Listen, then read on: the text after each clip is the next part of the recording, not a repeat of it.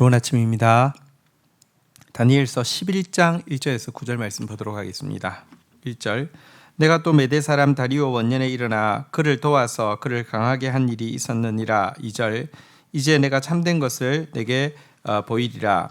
보라, 바사에서 또 새 왕이 일어날 것이요 그 후에 넷째는 그들보다 심히 부유할 것이며 그가 그 부요함으로 강하여진 후에는 모든 사람을 충동하여 헬라 왕국을 칠 것이며.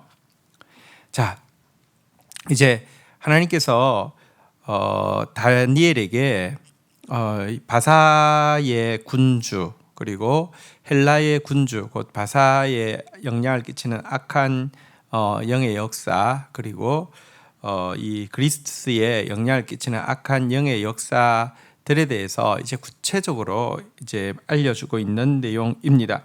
사실 이 기간은 이제 이 말라기의 예언 이후로부터 예수님의 탄생까지 이 신구약 중간기 암흑기에 해당하는 시간에 대한 예언인데요.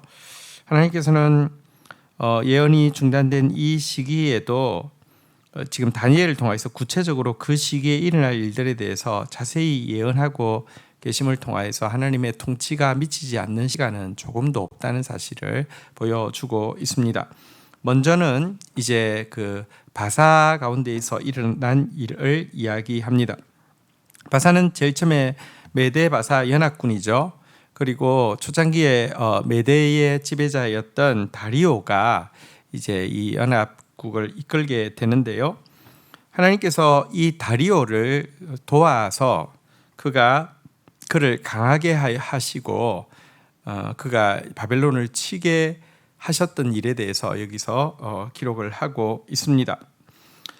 그리고 그 이후에 이제 바사가 강해져서 고레스가 이제 통치하게 되고요. 고레스 때에 하나님의 언약이 이루어져서 포로 귀환을 명하게 되었잖아요. 자, 그런데 이렇게 고레스 이후에 또 이제 왕들이 세워지게 되는데요.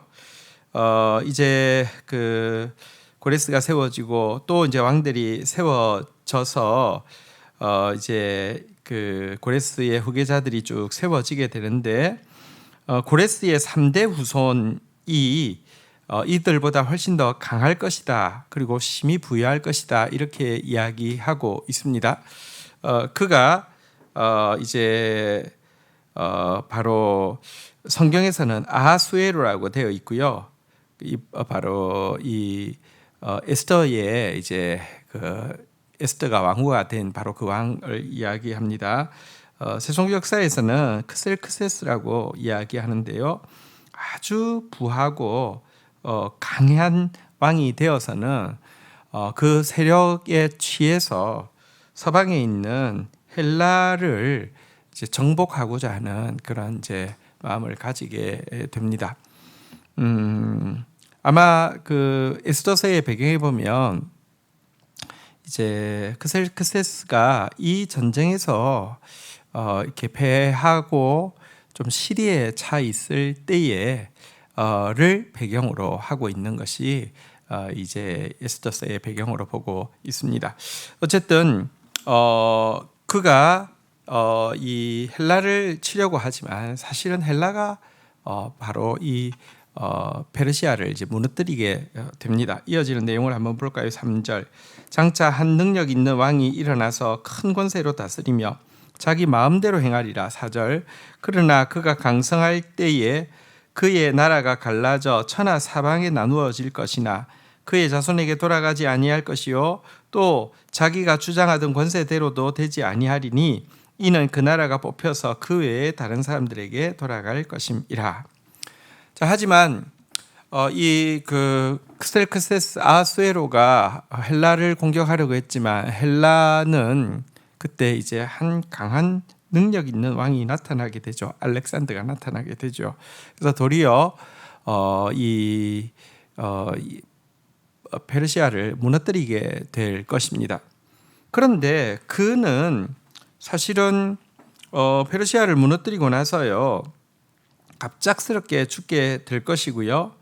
그 결과 그의 왕위가 그의 자식에게도 돌아가지 아니하고 또 자기가 생각하던 대로 되지 아니하고 그의 그 장군들이 그의 나라를 분할하여서 네 왕국으로 나누어 가지게 되는 것으로 헬라 제국은 이렇게 이제 분열되어지게 된다, 이렇게 예언을 하고 있습니다. 사실 이제 여기 바벨론에 대한 예언도 있지만 주된 내용은 헬라에 대한 내용인데요. 왜 그러냐고 하면 신구약 중간기에 성도들의 삶에 가장 큰 영향을 끼쳤던 나라는 바로 이 알렉산드리아에서 세워졌다가 네 개로 나누어진 이 왕국 중에서 두 개가 가장 영향을 많이 끼치게 되는 것이죠. 그 하나는 이집트를 중심으로 다스린 이렇게 그 왕조입니다. 그리고 또 하나는 시리아 지역을 중심으로 다스리게 된 왕조인데요. 이집트를 톨레미 장군이 이제 그 차지함으로 말미암아 톨레미 왕조라고 하고요. 그리고 시리아 지역을 셀루큐스 장군이 차지함으로 말미암아 셀루큐스 왕조가 되어지는데, 이 두 왕조의 이야기가 11장에 자세히 기록되어 있습니다. 두 왕조가 북쪽과 남쪽에서 유다를 싸고 있는데요. 이것이 끊임없이 유다를 침공하고 이 두 나라가 서로 싸우는 과정에서 유다가 또 여기에 붙었다가 저기에 붙었다가 여기에 당하고 저기에 고통을 당하고 그런 과정들이 있을 것인데, 이것에 대해서 자세히 알려주고 있는 내용이 나옵니다. 5절부터 한번 보도록 하겠습니다. 남방의 왕은 강할 것이나 그 군주들 중 하나는 그보다 강하여 권세를 떨치리니 그의 권세가 심히 클 것이요. 6절 몇 해 후에 그들이 서로 단합하리니 곧 남방왕의 딸이 북방왕에게 가서 화친하리라. 그러나 그 공주는 힘이 세하고 그 왕은 서지 못하며 권세가 없어질 뿐 아니라 그 공주와 그를 데리고 온 자와 그를 낳은 자와 그때에 도와주던 자가 다 버림을 당하리라. 자, 이제 톨레미 왕조와 셀류크스 왕조에 대한 이야기가 5절부터 시작되어지고 있습니다. 이제 먼저 이 톨레미 왕조 이야기가 나오고 있었는데요. 톨레미 장군이 사실 나라를 세울 때에 셀류큐스 장군은 톨레미 장군의 희하에 있었는데, 그가 이제 시리아 지역으로 가서 시리아를 차지함으로 말미암아 또 다른 왕조를 세우게 되었고요. 그래서 이제 이 두 나라가 사실은 계속 갈등을 하게 됩니다. 자, 제일 처음에는 이들이 6절에 보는 바대로 서로 단합하게 되고요. 이 단합에는 결혼이 매개가 되었습니다. 남방왕의 딸이 북방왕에게 가서 이렇게 이제 화친을 하게 됩니다. 톨레미 장군의 왕조의 그 딸이 공주가 셀루크스 왕조의 왕자에게로 가서 결혼 동맹을 맺게 되는데요. 하지만 이 그 남방 왕의 딸과 그의 자손들이 이 셀류쿠스 그 이제 북방 왕의 전 부인에 의해서 모두 살해당하고 왕마저도 독살당함으로 말미암아 이 결혼 동맹은 깨어지게 되는 내용이 6절에 기록되어 있습니다.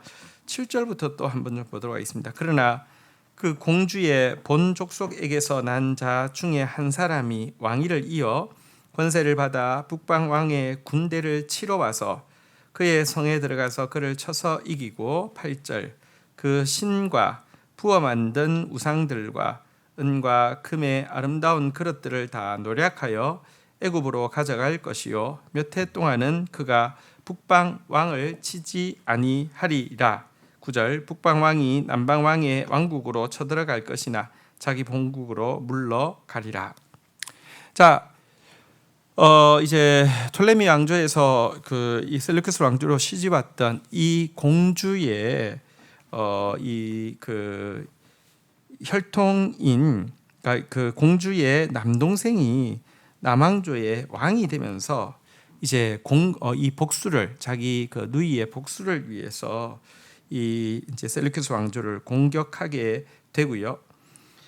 또 그러니까 그것에 대한 보복으로 또 셀루큐스 왕조 역시 톨레미 왕조 이집트를 침공하게 되면서 이제 전쟁이 계속 이렇게 이제 격화되어지는 상황이 될 것이다. 이렇게 이야기하고 있는 내용입니다. 어쩌면 다니엘서 11장은 굉장히 좀 복잡한 장입니다. 왜냐하면 한 장 안에 이제 이집트를 다스리는 톨레미 왕조의 왕 이렇게 톨레미 1세부터 6세까지의 내용이 쭉 있고요. 또 이 북방 왕의 이야기, 곧 그 셀류큐스로부터 시작해서 사실은 이제 구약의 적그리스도의 역할을 했던 안티오쿠스 에피파네스에 이르기까지의 왕들이 이렇게 쭉 서로 갈등하는 관계가 이렇게 계속 기록되어 있기 때문에 이건 우리가 그 역사를 잘 알지 못할 때는 무척 복잡한 예언이 아닐 수 없습니다. 그러나 확실한 것은 그 암흑기에도 하나님의 통치는 정확하게 미칠 것이라는 것을 이미 이 시대로부터 훨씬 전에 다니엘을 통하여서 보여주고 있다는 사실입니다. 하나님은 통치하고 계십니다. 완전하신 하나님이 통치하시고 계시기 때문에 하나님의 백성들의 구원은 확실한 것입니다. 이것이 박해와 어둠 가운데 성도들이 있다 할지라도 낙담하지 않고 끊임없이 희망을 가지고 하나님 앞에 서야 되는 이유가 됩니다. 주신 말씀 붙잡고 기도하며 나가도록 하겠습니다. 하나님, 당신은 역사의 통치자이십니다. 당신의 통치가 미치지 않는 시간은 단 한순간도 없음을 고백합니다. 당신의 책 안에 모든 인류의 역사가 그리고 또 하나님 나라의 승리가 확실히 기록된 것을 인하여서 감사합니다. 이 시대에 어둠이 승하고 이 시대에 정말 절망이 가득한 것처럼 보이지만 하나님이 통치하심을 분명히 믿고 또 그러기 때문에 소망을 가지며 그렇기 때문에 그 완전한 하나님의 나라 또 하나님의 승리를 바라보는 저희들 되어질 수 있도록 은총을 베풀어 주옵소서. 예수 그리스도의 이름으로 기도 올립니다. 아멘.